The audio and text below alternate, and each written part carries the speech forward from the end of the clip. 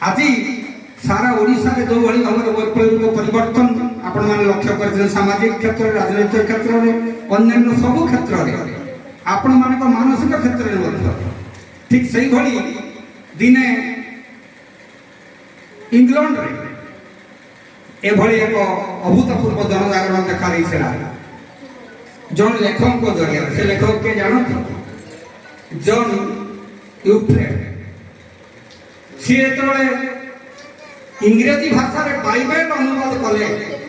से सारा इंग्लैंड रे गोटाए जनजागरण देखा गोटे वैप्लविक परिवर्तन देखा पुणी मार्टिन लूथर बोले आप जानते ना मार्टिन लूथर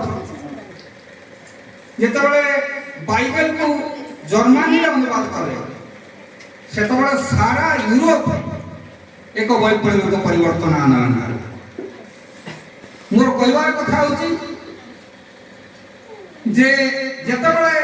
ओडिया रे भागवत लेखा हला सारा ओडिसा रे एक वैप्लविक परिवर्तन आना केतेबेले ना आपण माने 16 शताब्दी देखिथिबे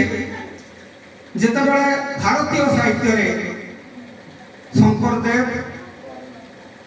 आसाम साहित्य शंकरदेव आउ मीराबाई संत नानक चैतन्य देव एमान आविर्भाव घटिला से समय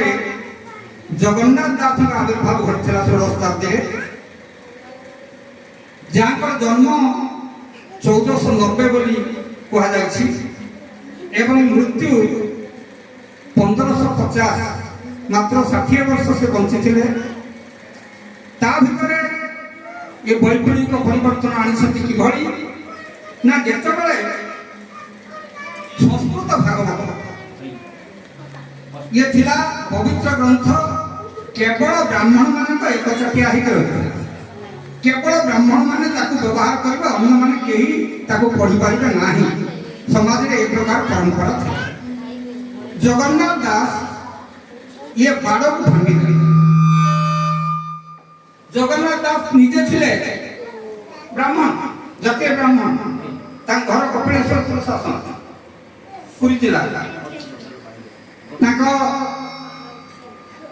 बापा भगवान दास माँ पद्मावती आपण माने जानिथिबे जे जगन्नाथ दास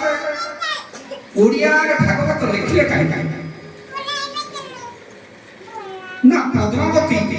संस्कृत भागवत को बुझी पारी गोटे माँ को भागवत शुणेगा जो आग्रह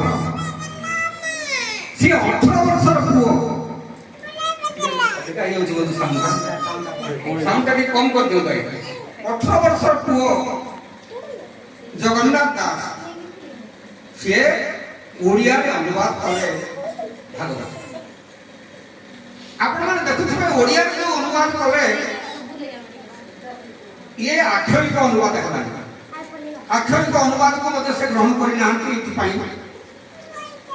जे जगन्नाथ दास गुरु थिले श्रीधर स्वामी टीका करथिले संस्कृत भागवत एवं श्रीधर स्वामी को अनुसरण कले जगन्नाथ दास सिद्धार्थ व्यासन को संस्कृत भागवत को अनुसरण कले नहीं तेणु व्यासन को भागवत एवं श्रीधर स्वामी को टीका ये उभय सम्मिश्रण में से एक मौलिक भागवत सृष्टि करने को समर्थ है जोटा ओडिया जातिर रक्षा कर केवल माँ को शुणा जो भागवत रचना करथिले जगन्नाथ दास सेटा समग्र ओडिया जातिर जीवन वेद ये आश्चर्य कथा जे चैतन्य देव कल्पवृक्ष मूले जगन्नाथ दास प्रथम भेट कले जगन्नाथ दास से ओडिया रे अनुवाद कर भागवत को ये आवृत्ति कर चैतन्य जगन्नाथ दास से भेट एवं अति बड़ी उपाधि देते चैतन्य आपण माने जानिछंती मु काहेकि कथा कहली ना संपूर्ण भावरे संस्कृत भागवत कृष्णस्तु भगवान स्वयं बोली कहला बेले एठी ओडिया भागवत रे जगन्नाथ दास नमोई नृसिंह चरण आगे आरंभ करछन। बहुत सुंदर कथा नमोई नृसिंह चरण कहबार उद्देश्य होची कई ताको अर्थ करती जे भगवान को 10 अवतार भितर नृसिंह होती चतुर्थ अवतार मत्स्य कच्छप वराह नरसिंह जो कथा कहते अन्य सेटा नुहे मु एक कथा थरे प्रार्थना चैनल रजतकर को मध्य कहती सेटा नुहे कहीं नुहे ना नृसिंह होती स्वयं जगन्नाथ नृसिंह चतुर्थ अवतार नुहति भल भाव पुराण जो मैंने पढ़ी से लक्ष्य करेंगे ओ भाई भौणी आपण मान किए कौन कही मुझे जाने ना किंतु लक्ष्य करेंगे नृसिंह और नरसिंह ये अलग चतुर्थ अवतार जी प्रहलाद को देखा गई हिरण्यकशिप को विदीर्ण करते से होती नरसिंह से खंबरू बाहरी खंबरू बाहरी से प्रहलाद डाकरे आसी हिरण्यकशिप को विदीर्ण करते किंतु नृसिंह सी नुहति नृसिंह होते शेषदेव भाई आप नृसिंह पुराण पढ़ु जानवे नृसिंह होते शेषदेव भाई से कृष्ण बल्लभ पुओ से लक्ष्मी को विवाह करते लाख बिंधिकी तेणु नृसिंह होती आद्य देवता आपण मैंने जानते जितेबाला पुरी में ठाकुर गुंडीचा मंदिर को जाती से नृसिंह पूजा हुए कारण नृसिंह होती आद्य देवता सी होती जगन्नाथ एवं ये कथा कले कहीं ना श्रीधर स्वामी इष्ट देवता होती नृसिंह एवं श्रीधर स्वामी जगन्नाथ दास गुरु हो नृसिंह को आग प्रणाम कर जगन्नाथ दास बड़ सुंदर आपण मैंने देखु जे आमे माने विभिन्न क्षेत्र में गोविंद गोविंद गोविंद बोले 3 थर उच्चारण करूँ या को बहुत लोग बहुत प्रकार कथा कहती किंतु वैज्ञानिक जगन्नाथ दास केवल दार्शनिक नुहति केवल सामाजिक तत्वविद नुहति वैज्ञानिक कारण जी कहते ब्रह्मांड मालमाल हुई जाल मुख विराज ये मालमाल ब्रह्मांड कथा से कहते परवर्ती काल में बहुत समय पर यूरोपीय मैंने कहले आम विश्वास करूँ जे मालमाल ब्रह्मांड अच्छी अनेक ब्रह्मांड अच्छी किंतु जगन्नाथ दास षोडशतत्व कहते मालमाल ब्रह्मांड कथा गोविंद 3टी किए ना सूर्य चंद्र एवं पृथ्वी सूर्य चंद्र पृथ्वी घूर्णन ये समग्र ऋतु परिवर्तन अन्य जिते वैपरीत परिवर्तन होती एवं या पादर मकरंद झुरुची वृष्टि होची वर्षा होची सेठी प्रजनारी तरुछंती अर्थात वृक्ष लता कीट पतंग मनुष्य समस्त बचुंती ये तात्विक कथा आप चिंता करें आउ जगन्नाथ दास संबंध में एत बड़ कथा कहबार उद्देश्य होची जे जितेबले ब्राह्मण मान या तेली भागवत प्राकृत भाषा भागवत बोली कही आड़े देले जगन्नाथ दास कहले सकल तीर्थ तो चरण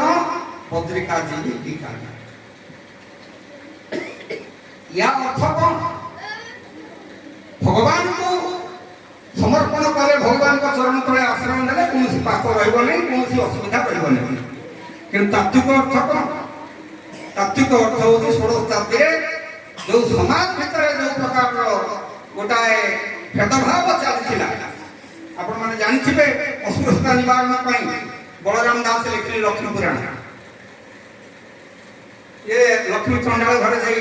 ଯେଉଁ ବିବାହ ହେଇକି ଯେଉଁ ପୂଜା ଘେନିଲେ ତା ପାଇଁ ଯେଉଁ ପ୍ରକାର ପରମ୍ପରା ସୃଷ୍ଟି ହେଲା, ଜଗନ୍ନାଥ ଦାସ ଠିକ ସେଇ ତତ୍ତ୍ୱକୁ ଗ୍ରହଣ କରି ସେ କହିଲେ ସକଳ ତୀର୍ଥ ତୋ ଚରଣ, ଅର୍ଥାତ୍ ଚରଣ ଉତ୍ତର ଶ୍ରେଷ୍ଠ, ପାଦ ଉତ୍ତର ଶ୍ରେଷ୍ଠ। ଜଗନ୍ନାଥ ଦାସ ନିତ୍ୟ ବ୍ରାହ୍ମଣ, କିନ୍ତୁ ପାଦକୁ ଶ୍ରେଷ୍ଠ କହିବାର ଉଦ୍ଦେଶ୍ୟ କଣ? ନାଇଁ, ବ୍ରହ୍ମାଙ୍କ ମୁଖରୁ ବ୍ରାହ୍ମଣ ଜନ୍ମ, ବାହୁରୁ କ୍ଷତ୍ରିୟ ଜନ୍ମ, କୋଟିରୁ ବୈଶ୍ୟ ଜନ୍ମ, ଆଉ ଚରଣ ବା ପାଦରୁ ଶୂଦ୍ର ମାନେ ଜନ୍ମ। ସେଇ ଶୂଦ୍ର ମାନେ ଶ୍ରେଷ୍ଠ, ଏ ଚରଣ ଯେହେତୁ ଶ୍ରେଷ୍ଠ ଭଗବାନଙ୍କର, ତେଣୁ ଶୂଦ୍ର ମାନେ ଶ୍ରେଷ୍ଠ, ବ୍ରାହ୍ମଣ ଶ୍ରେଷ୍ଠ ନୁହନ୍ତି। ଏ କଥା ଜଗନ୍ନାଥ ଦାସ ପ୍ରଚାର କଲେ ସାରା ସମାଜରେ। ଏ ବୈପ୍ଳବିକ ପରିବର୍ତ୍ତନ ଆଶ୍ଚର୍ଯ୍ୟ କଥା। ଆପଣମାନେ ଆହୁରି ଶୁଣିବେ, ମୁଁ ତ ବେଶୀ କିଛି କହିବି ନାହିଁ, ଆପଣମାନଙ୍କୁ ମାତ୍ର 15 ମିନିଟ୍ ସମୟ ଲାଗିଛି ନା, ତେଣୁ ଆଉ ବେଶୀ କହିବି ନାହିଁ। ଖାଲି ଗୋଟେ ପଦ କଥା ଆପଣଙ୍କୁ କହିଦେଇ ଯାଏ ଯେ ବଡ଼ ସୁନ୍ଦର କଥା କହିଲେ, ଜୀବନରେ ଯେତେବେଳେ ବିପତ୍ତି ଆସେ ସେତେବେଳେ ଗୋଟାଏ କାମ କରିବେ ଯେ ଆତ୍ମାକୁ ଏ ଯୋଉ ନିଜକୁ ପଡ଼ିଲେ ପ୍ରମାଦ, ଗୁରୁ ବ୍ରାହ୍ମଣ ଶିର ଅଚ୍ଛେଦ। ବଡ଼ ସୁନ୍ଦର କଥାଟି କୁହାଯାଇଛି। ଯଦି ନିଜକୁ କେତେବେଳେ ବିପଦ ପଡ଼େ, ଗୁରୁ ବ୍ରାହ୍ମଣ କହିଲେ ମଧ୍ୟ ହତ୍ୟା କରିବ। ଏହା କଣ କଥା? এটা তা অর্থ। যদি নিজକୁ କେତେବେଳେ ପ୍ରମାଦ ପଡ଼େ, ବିପଦ ପଡ଼େ, ତାହେଲେ ଗୁରୁ ହେଲେ ଛାଡ଼ିବ ନାହିଁ, ବ୍ରାହ୍ମଣ ହେଲେ ଛାଡ଼ିବ ନାହିଁ। ଏହା କଥା ଅର୍ଥ ନାଇଁ ଆଜ୍ଞା। ଯଦି ନିଜକୁ କେତେବେଳେ ବିପଦ ପଡ଼ିଲା, ଅଖିଳ ଭାଇ କ୍ଷମା କରିବେ, କଥାଟା କହୁଛି କାହିଁକି, ନିଜକୁ ବିପଦ ପଡ଼ିଲେ ଆପଣମାନେ ଗୁରୁ, ଗୁରୁ ଅର୍ଥ କର୍ମ, କାନ ହଉଛି ଗୁରୁ, ଆଉ ବ୍ରାହ୍ମଣ ଇଏ ହଉଛି ମୁଖ। ଆପଣମାନେ ମୁଖରେ ହିଁ ମନ୍ତ୍ର ପାଠ କରୁଛନ୍ତି, ଏ ବ୍ରାହ୍ମଣ। କାନ ଆଉ ମୁହଁ ବନ୍ଦ କରିଦିଅନ୍ତୁ, କିଛି କାହାକୁ କୁହନ୍ତୁ ନାହିଁ, ପ୍ରତିକ୍ରିୟା କରନ୍ତୁ ନାହିଁ, ପ୍ରତିକ୍ରିୟା ପ୍ରକାଶ କରନ୍ତୁ ନାହିଁ, କାନ ବନ୍ଦ କରନ୍ତୁ, କିଛି କଥା ଶୁଣନ୍ତୁ ନାହିଁ, କିଛି କଥା କୁହନ୍ତୁ ନାହିଁ। ଦେଖନ୍ତୁ, ନିଜ ମନକୁ ଶାନ୍ତ କରିଦିଅନ୍ତୁ, ଆପଣଙ୍କର ବିପଦ ଆପେ ଆପେ ହୋଇଯିବ। ଆଉ ଆପଣ ଯଦି ପ୍ରତି କଥାରେ ଯୁକ୍ତି କଲେ ବା ସେଠି ବାଦ ବିସ୍ତାର କଲେ, ତାହେଲେ ଆପଣଙ୍କର ବିବାଦ ବଢିଯିବ। ଏ କଥା କୁହାଯାଇଛି। ତେଣୁ ଏଭଳି ଖୁବ୍ ଗୂଢ଼ କଥା ଗୁଡ଼ିକ ଭାଗବତରେ ରହିଛି, ଯାହାକି ଜୀବନ ପାଇଁ ପ୍ରଯୁଜ୍ୟ। ଧନ ଅର୍ଜନ ଧର୍ମ କରି ଧର୍ମ ପ୍ରାପତ ନରହରି, ଗୋଟେ ସୁନ୍ଦର କଥା। ଯଦି ଧର୍ମ ଅର୍ଜନ କରିବେ ତାହେଲେ ଧନର ଆବଶ୍ୟକତା ରହିଛି, କିନ୍ତୁ ସେ ଧନକୁ ଧର୍ମ ମାର୍ଗରେ ଆପଣ ଅର୍ଜନ କରିବେ, ପାପ ମାର୍ଗରେ ଅର୍ଜନ କରିବେ ନାହିଁ। ଧର୍ମ ମାର୍ଗରେ ଅର୍ଜନ ଯଦି କରିଛନ୍ତି ତାହେଲେ ଆପଣଙ୍କୁ ଭଗବାନ ପ୍ରାପ୍ତ ହେବେ। କାରଣ ଭଲ ବାଟରେ ଯୋଉ ଧନଟା ଆସିଛି, ସେଇ ଧନଟାରେ କେବଳ ଆପଣ ଯାହା ଭୋଗ ଦିଅନ୍ତୁ, ଯାହା ଉପଚାର ଦିଅନ୍ତୁ, ଭଗବାନ ଗ୍ରହଣ କରନ୍ତୁ। ଅନ୍ୟାୟ ଉପାୟରେ ଆସିଥିବା ଧନକୁ ଭଗବାନ ଗ୍ରହଣ କରିବେ ନାହିଁ। ଏ ପ୍ରକାର ଯୋଉ ଚିନ୍ତାଧାରା ସାରା ସମାଜରେ ବିପ୍ଳବ ଘଟାଇବା ପାଇଁ ଯୋଉ ପ୍ରକାର ମାନସିକତା, ଏ ଜଗନ୍ନାଥ ଦାସ ଏହାର ଉଦ୍ଗାତା। ତେଣୁ ଆପଣମାନଙ୍କର ଯୋଉ ଭାଗବତ ଆସର, ଏ ନିଶ୍ଚିତ ଭାବରେ ଏକ ସଫଳୀକୃତ ଆକାଂକ୍ଷା। ଏ ଆକାଂକ୍ଷା ପରିପୂରଣ କରନ୍ତୁ ସେଇ ଭାଗବତ କା ଜଗନ୍ନାଥ ଦାସ ଏବଂ ଜଗନ୍ନାଥ ଏବଂ ଯୋଉ ପରମାତ୍ମା କୃଷ୍ଣ, କୃଷ୍ଣ କିଏ? ଯିଏ ଆକର୍ଷଣ କରେ ସେ ହେଉଛନ୍ତି କୃଷ୍ଣ, ଯିଏ ଆରାଧନା କରେ ସେ ହେଉଛନ୍ତି ରାଧା। ତେଣୁ ଆପଣମାନେ ଏ ପ୍ରକାର ଆରାଧନା ପାଇଁ ଯେତେବେଳେ ଆସିଛନ୍ତି, ଗୋଟେ ଆତ୍ମିକ ବିଭାବ ନେଇ ଆପଣମାନେ ଆସିଛନ୍ତି, ସେ ବିଭାବର ନିଶ୍ଚିତ ଭାବରେ ଜୟ ହଉ। ଆଉ ଗୋଟେ କଥା ଆପଣମାନଙ୍କୁ ବର୍ଷକ ପାଇଁ ଭାବିବା ପାଇଁ ଦେଲି। ଗୋଟେ ବର୍ଷ ପରେ ଆପଣମାନେ ଯିଏ ଆସିଲେ ତାକୁ ପଚାରିବେ, ଆଜ୍ଞା ଏମିତି କଥା କଣ ଭାଗବତରେ ଲେଖା ହେଲା? ଯା ନାମ ମୁପତି ପସରା, ସେ ପୁଣି ହରେ ପରଦା। ଯାହାର ନାମଟା ମୁକ୍ତି ପସରା, ଯୋଉ କୃଷ୍ଣକୁ ଭଜରେ ଲୋକ ମୁକ୍ତି ପାଇପାରିବେ, ସିଏ ପର ଦ୍ୱାରା ହରଣ କଲା କେମିତି, ପର ସ୍ତ୍ରୀ ହରଣ କଲା କେମିତି, ଏ କଥାଟା କେତେ ସମ୍ଭବ, ଏ କଥାଟା କାହିଁକି ଲେଖାଯାଇଛି, ଆପଣମାନଙ୍କୁ ଚିନ୍ତା କରିବାର ଅବକାଶ ଦେଇ ଅଖିଳ ଭାଇଙ୍କୁ ଶତ ଶତ ପ୍ରଣାମ ଜଣାଇ, ରାଧା ଭାଇଙ୍କୁ ପ୍ରଣାମ ଜଣାଇ, ଅମୃତ ଭାଇଙ୍କୁ ପ୍ରଣାମ ଜଣାଇ, ଭାଗବତ ଭାଇଙ୍କୁ ସର୍ବପ୍ରକାର ଧନ୍ୟବାଦ ଦେଇ ଆଉ ଉପସ୍ଥିତ ସମସ୍ତଙ୍କୁ ସମସ୍ତ ପ୍ରକାର ଶୁଭେଚ୍ଛା ଅର୍ପଣ କରି ଆଜିର ବକ୍ତବ୍ୟର ଉପସଂହାର